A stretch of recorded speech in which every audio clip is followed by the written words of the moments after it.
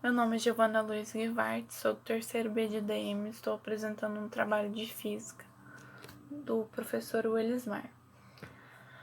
Bom, nesse bimestre nós estudamos sobre eletrodinâmica, que ela é o estudo das correntes elétricas, e o que seria uma corrente elétrica? Seria um fluxo ordenado de cargas elétricas aí, né?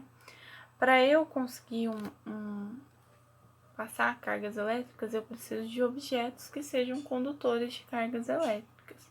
E como que eu gero aí uma corrente elétrica? Por exemplo, eu tenho um condutor, isso aqui é um tipo de metal, creio eu, não sei o nome disso direito, mas a gente percebe que ele conduz sim, e esse aqui também é. Então diríamos que eu tenho uma carga negativa nesse daqui e eu teria uma carga positiva nesse daqui.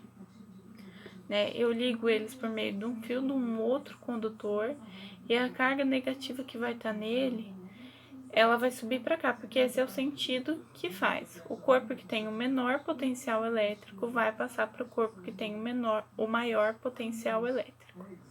E assim até cessar, ou seja, vai cessar quando os dois estiverem o mesmo potencial elétrico. Né? E aí, ela também, além dela ser gerada por essa diferença de potencial elétrico, ela também vai ser gerada pelo campo elétrico. Mas, e se, por exemplo, essa corrente elétrica, esses potenciais elétricos aí, eles não cessassem? Tem um jeito para isso? Tem, né? Que são por meio dos geradores elétricos, que a gente vê isso muito em pilha, bateria de carro, as turbinas, né? Que elas acabam fazendo... É como... Se vai cessar porque o potencial elétrico vai ficar igual, esses geradores vão fazer com que os potenciais elétricos sempre continuem meio que inconstantes. Não vai haver aí uma igualdade entre os potenciais elétricos, né? Então, ou seja, o gerador de elétrico ele vai fazer o quê? Passou do polo negativo para o polo positivo, ao invés de quando passar para cá, perder o potencial elétrico, não vai perder o potencial elétrico. Ele vai meio que devolver o potencial elétrico aí da carga. Né? Então, o sentido que vai fazer aí sempre vai ser oposto ao sentido preferencial aí da carga elétrica negativa. E os exemplos de circuitos elétricos que a gente vai ter também. Se a gente pensar, basicamente tudo que a gente usa é um circuito elétrico, né? Porque envolve energia. O interruptor vai ser um circuito elétrico. A luz que eu tô aqui vai ser um circuito elétrico. A minha geladeira vai ser um circuito elétrico. A minha televisão, né? Então tudo vai ser um exemplo de circuito elétrico. Na eletrodinâmica a gente também vai ter os gráficos. Né? Por meio dos gráficos a gente vai conseguir identificar que tipo seria, né? Se vai ser alternada ou contínua a corrente elétrica aí. Na contínua, o próprio nome já diz que vai ser uma coisa que vai ser contínua, vai ser constante, vai ser sempre a mesma coisa, vai ser sempre com a mesma intensidade, vai ser sempre do mesmo jeito, né? Então, o que a gente teria aí de constante, contínuo, por exemplo, né? As pilhas, né? Porque as cargas aí, elas vão seguir o mesmo fluxo, do mesmo jeitinho.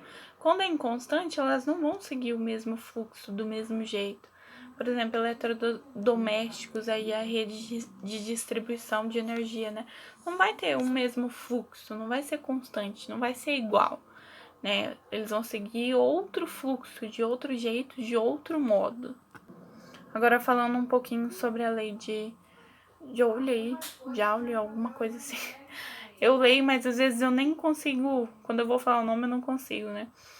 Basicamente, eu vi isso esses dias, né? Que meu celular tá com problema, assim, da bateria. Ele tem que ficar na tomada muito tempo. Então, a hora que eu fui tirar ele da tomada, assim, tava super quente. Essa lei vai falar sobre isso pra gente, o potencial de transformar energia elétrica em energia térmica. Então vai ser isso. E o que seria a nossa potência elétrica aí? Seria a quantidade de energia elétrica que eu forneço para um circuito, que normalmente é calculada aí por grandezas, né? E a medida vai ser watt. Um valor nominal, agora falando um pouquinho sobre isso, seria o quê?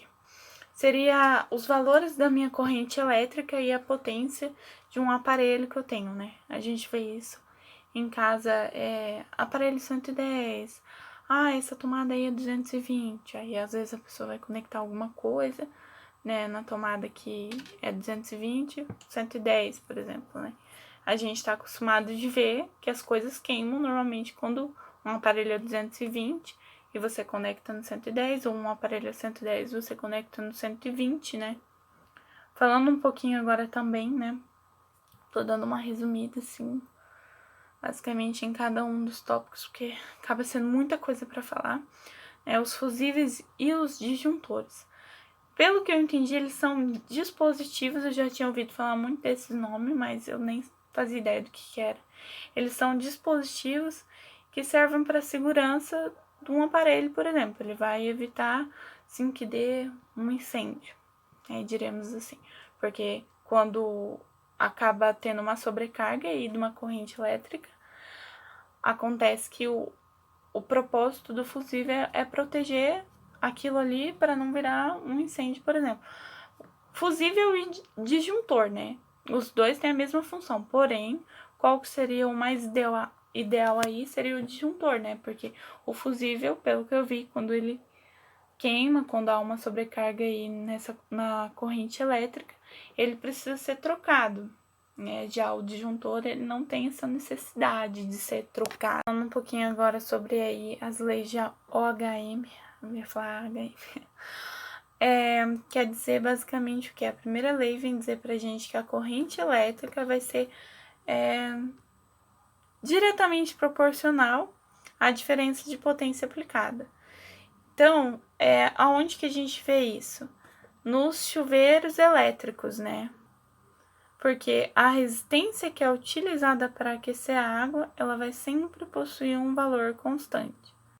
E daí a segunda lei de OHM, ela vai falar para a gente o seguinte, que a resistência elétrica do condutor, ela vai estar relacionada com a constituição do material e vai ser sempre proporcional ao seu comprimento, né?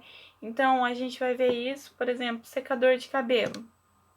O secador de cabelo, quanto menor for a temperatura do secador de cabelo, a resistência que tem lá dentro, maior vai ser o comprimento dela, né? Então, vale a pena a gente comentar sobre os resistores também, porque eu lembrei de um negócio que acontecia aqui em casa quando eu era mais nova. O chuveiro vivia queimando, né?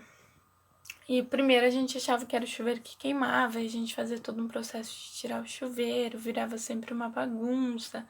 Mas depois de um tempo a gente descobriu que o que queimava, na verdade, era esse resistor, né? E a gente trocava e continuava queimando. Até que um dia a gente chamou uma pessoa que sabia, um eletricista, no caso, né? E ele explicou pra gente que era porque coisa besta, né?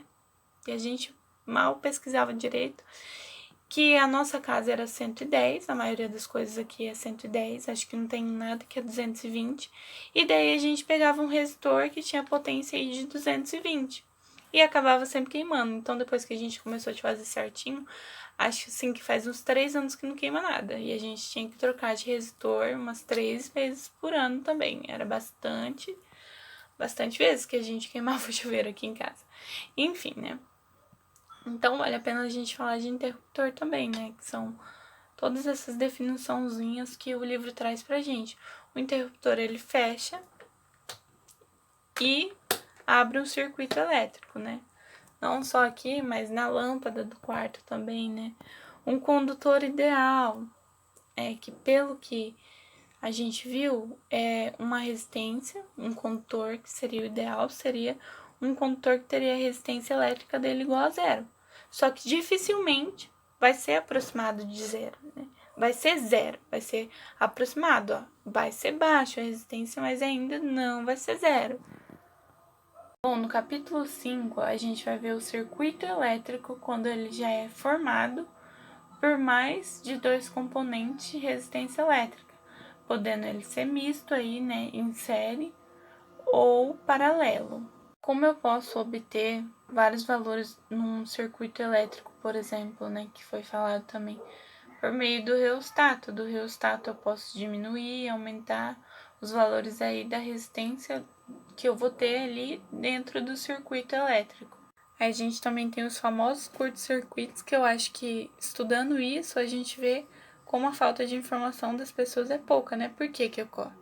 As pessoas vão pelo mais barato, vou comprar o mais barato, né? Aí coloca na casa, aí acaba acontecendo curto-circuito, porque são 2 pontos aí que estão ligados por um fio, que não vale nada, né? Que tem a resistência elétrica quase zero, a resistência elétrica é pouco. E aí isso acaba gerando uma diferença de potência aí baixíssima. E aí quando a corrente elétrica vai passar, né? A corrente elétrica é intensa, acaba acarretando ali o incêndio, acaba gerando um incêndio, porque o fio ele não vai aguentar aquela corrente elétrica que passou por ele. Enfim, é isso. Obrigada pela atenção. Tentei fazer o máximo que eu pude, resumir, para ver se eu conseguia fazer tudo dentro do limite aí de 10 minutos. E é isso. Bom, eu tenho aqui um circuito elétrico pelos limões, né? Não ficou muito bonito. Eu não consegui achar mais um limão Tahiti, não tinha aqui em casa. Então eu meio que misturei, não sei se isso vai interferir em alguma coisa, mas pensando no que a gente já viu sobre corrente elétrica, que para gerar uma corrente elétrica, a gente precisa ter basicamente aí, falando, trocas entre cargas negativas e positivas, correto? Então, esses componentes também têm as trocas, também tem as cargas negativas e positivas, perdão. E também, como foi dito no início do vídeo, que para gerar uma corrente elétrica a gente tem os condutores, a gente precisa ter os condutores, a gente tem ali os pregos, né? E tem o cobre também, que são condutores. Eu coloquei aqui para ficar mais fácil um pouco para mim. Deixa eu ver. Tentar ajeitar aqui, tá? Eu já testei, não deu muito certo. Fiquei triste, que deu um maior trabalhão para desencapar esses fios. Mas é isso. Que vale a intenção. Coloquei o plástico aqui embaixo, porque por mais que é uma voltagem baixa, eu tenho muito, muito medo de levar choque. Sempre tive medo de levar choque desde criança. Enfim, ó. Deixa eu dar uma focadinha. Não dá muito certo.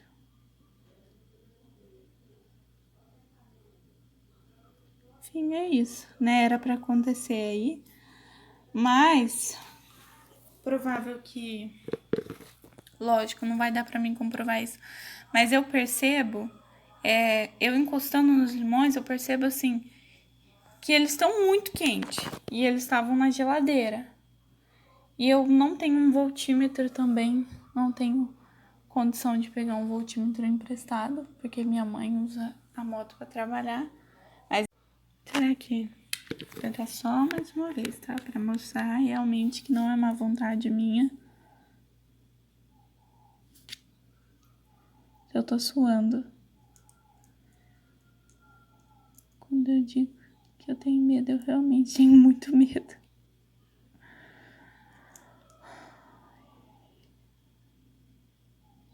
Bem.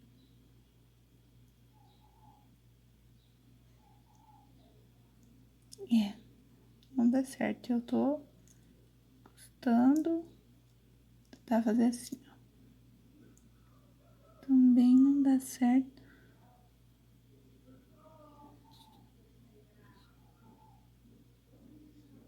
Ui.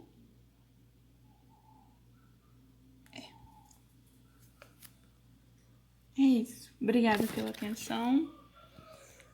E esse é o meu circuito.